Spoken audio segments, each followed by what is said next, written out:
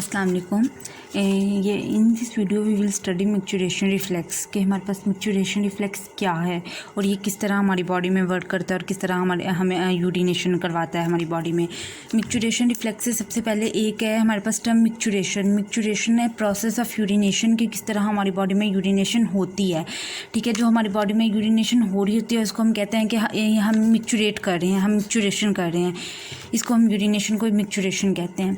ठीक है, अब ये हमारे पास दो स्टेप्स पर होती है। ठीक है, इसके दो स्टेप्स होते हैं। एक स्टेप जो है इसके अंदर यूरिन फॉर्मेशन जब मतलब कि हो रही होती है, यूरिन फॉर्मेशन और यूरिन जो है हमारे ब्लैडर में कलेक्ट हो रहा होता है।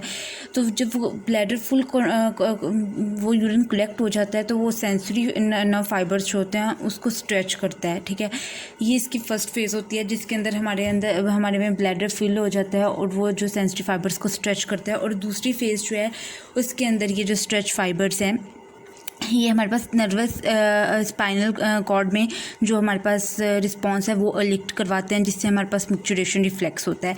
ठीक है, ये दो इसके प्रोसेसेस हैं मिक्चुरेशन होने से पहले ये दो काम हमारी बॉडी में होते हैं। अब हमारे पास पहले हम इसकी ब्रीफ एनाटमी थोड़ी सी डिस्कस कर लेते हैं, क्योंकि एनाटमी को हम डिस्कस कर लेंगे तो हमारे पास बहुत इजी हो जाएगा आगे मिक्चुरेशन रिफ्लेक्स को समझना। सबसे पहले एनाटमी में हमारे पास ये ब्लैडर है। ठीक है, ब्लैडर हमारे पास ट्राइगोन शेप का होता है और ट्रायंगुलर होता है ब्लैडर की एक बॉडी होती है, ये पूरी ब्लैडर की बॉडी है। ठीक है, और ये साथ छोटा सा एंड पे जहाँ पे ब्लैडर हमारे पास ख़त्म हो रहा होता है ना, तो इसकी एक प्रोजेक्शन होती है और वो प्रोजेक्शन आगे को आ रही होती है, वो प्रोजेक्शन उसको हम कहते हैं नेक। ठीक है, ये सारा हम एनाटमी में डिस्कस करेंगे, ब्लैडर की सारी पोजीशंस को और इसकी साइड्स को। अभी आप इतना बस समझ लें कि ब्लैडर है, ब्लैडर की हमारे पास बॉडी है और ब्लैडर की जो डाउनवर्ड प्रोजेक्शन हो रही होती है उसको हम कह देते हैं कि ये ब्लैडर की नेक है। ठीक है, इस तरह ब्लैडर पड़ा होता है हमारी बॉडी में। ठीक है, इस तरह अगर ये ब्लैडर पड़ा हुआ है तो ये नीचे इधर को, जैसे अगर मैं आपको थोड़ा रोटेट, तो इस तरह ये सारा ब्लैडर एक जगह प्रोजेक्ट हो रहा होता है, इसको हम कह देते हैं ये नेक है ब्लैडर की नेक से बिल्कुल हमारे पास ये नेक के आगे से हमारे पास यूरीथ्रा स्टार्ट हो जाता है। इसको हम यूरीथ्रा भी पूरा डिटेल्ड एनाटमी में एक टॉपिक है, इसको भी हम तभी डिस्कस करेंगे। अभी बस इस पार्ट को हम जो ब्लैडर की नेक से बिल्कुल स्टार्ट हो रहा है तो इसको पोस्टीरियर यूरीथ्रा कह देते हैं। ठीक है, ये हमारे पास होगी पूरी ब्लैडर की जो है बॉडी। ठीक है, ये ब्लैडर की बॉडी, ये ब्लैडर की हमारे पास होगी नेक। ठीक है, ये नेक होगी। अब ब्लैडर के अंदर हमारे पास एक जो है सबसे पहले ब्लैडर के जो मसल्स होते हैं, ब्लैडर के मसल्स होते हैं, मसल्स ऑफ ब्लैडर होते हैं हमारे पास। ठीक है, जब सारी ब्लैडर की वॉल जो है मसल जिसको सराउंड किया होता है वो हमारे पास होते हैं डिट्रूजर मसल्स होते हैं। ठीक है, डिट्रूजर मसल्स ब्लैडर के मसल्स होते हैं जो हमारे पास ROSER इस तरह के इसके कोई स्पेलिंग है, मुझे एग्जैक्ट से इतना याद नहीं है, पर वो डिट्रूजर मसल्स होते हैं।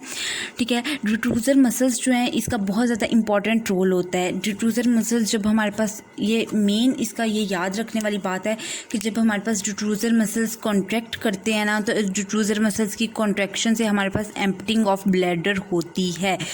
कॉन्ट्रैक्शन से हमारे पास क्या होती है, एम्प्टिंग ऑफ ब्लैडर होती है। जब ये हमारे पास कॉन्ट्रैक्ट कर जाता है तो हमारे पास एम्प्टिंग होती है ब्लैडर की। और जब ये हमारे पास रिलैक्स कर रहा होता है, जब ये हमारे पास रिलैक्सिंग फेज़ में होता है, तो रिलैक्सिंग फेज़ में हमारे पास क्या हो रहा होता है, फिलिंग ऑफ ब्लैडर हो रही होती है। ये सारी इसकी इनर्वेशन इसको कंट्रोल करती है, वो सब हम अगले पार्ट में डिस्कस वो भी करते हैं। पर अभी बस ये याद रखना है कि डिट्रूजर मसल अगर रिलैक्स होगा हमारे पास तो इसकी फीलिंग हो रही होगी, और अगर ये हमारे पास कॉन्ट्रैक्ट होगा तो इसकी एम्प्टिंग हो रही होगी। अब ये सारा डिट्रूजर मसल ने इसकी वॉल को सराउंड किया होता है। डिट्रूजर मसल के साथ ये हमारे पास ब्लैडर आ गया है सारा। ठीक है, इसको जो स्मूथ मसल्स होते हैं डिट्रूजर मसल्स वो बहुत ज़्यादा इधर इकट्ठे हुए होते हैं, मतलब कि बिल्कुल एक स्मूथ नहीं होते, इकट्ठे हो के ना उन्होंने एक र्यूग लाइक फॉर्मेशन हमारी ब्लैडर में की होती है। उसी के दौरान जब ब्लैडर के हमारे पास पोस्टीरियर वॉल में ये हमने क्योंकि ब्लैडर को आगे से कट किया हुआ है, इसका जो अगला पार्ट है वो हमें नज़र नहीं आ रहा, हम ये ब्लैडर की पोस्टीरियर वॉल को देख रहे हैं। पोस्टीरियर वॉल में हमारे पास एक स्मूथ एरिया, ये सारा स्मूथ एरिया, इसको हम कहते हैं ट्राइगोन ऑफ ब्लैडर। ठीक है, trigon of bladder triangular shape है। ठीक है, स्मूथ है।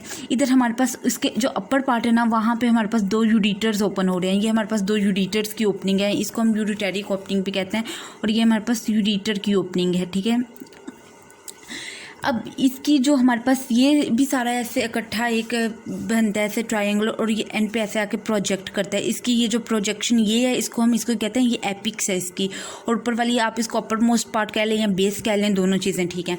ठीक है, ये एपिक्स पे इसकी प्रोजेक्शन हो रही होती है। ठीक है, एपिक्स पे जब इसकी प्रोजेक्शन हो रही होती है, इधर से आगे से हमारे पास जो इसकी ऐसे इधर प्रोजेक्ट करता है और आगे आके ये ओपन हो जाता है हमारे पास यूरीथ्रा में। नेक और एपिक्स ऑफ ये ट्राइगोन मिलके हमारे पास यूरीथ्रा में ओपन हो जाती है। अब ये यूरीथ्रा यहाँ तक बिल्कुल एक इजी सा इसका था सारी एनेटमी। अब आगे से हमारे पास स्फिंक्टर्स स्टार्ट हो रहे हैं। ठीक है, सबसे पहले हमारे पास एक है इंटरनल एनल स्फिंक्टर आता है, जो हमारे पास बिल्कुल नेक और एपिक्स ऑफ ब्लैडर को, जो यूरीथ्रा होता है पोस्टीरियर यूरीथ्रा को ऐसे सराउंड कर रहा होता है। ये समझे फॉर एग्जांपल अगर नेक थी और ये इसके इधर से ब्लैडर स्टार्ट हो रहा था, तो वो पूरा ऐसे करके सराउंड कर रहा होता है उसको। मसल्स ही होते हैं जो स्फिंक्टर बनाते हैं। इनका काम क्या होता है? कॉन्ट्रैक्शन एंड रिलैक्सेशन होता है यूरिन के पैसेज के लिए। सबसे पहले इंटरनल यूरीथ्रल स्फिंक्टर आते हैं। ये बिल्कुल स्मूथ मसल से बने होते हैं, और जो भी चीज़ हमारे पास हमारी बॉडी में जो वॉलेंट्री कंट्रोल में है, वो हमारे पास सिर्फ स्केलेटल मसल्स आते हैं, जो हमारे बॉडी के हम उनको खुद कंट्रोल कर सकते हैं। जो स्मूथ मसल्स हैं ये इनवॉलेंट्री होते हैं। इस वजह से ये स्फिंक्टर स्मूथ मसल से बना होता है, ये हमारे पास इनवॉलेंट्री होता है।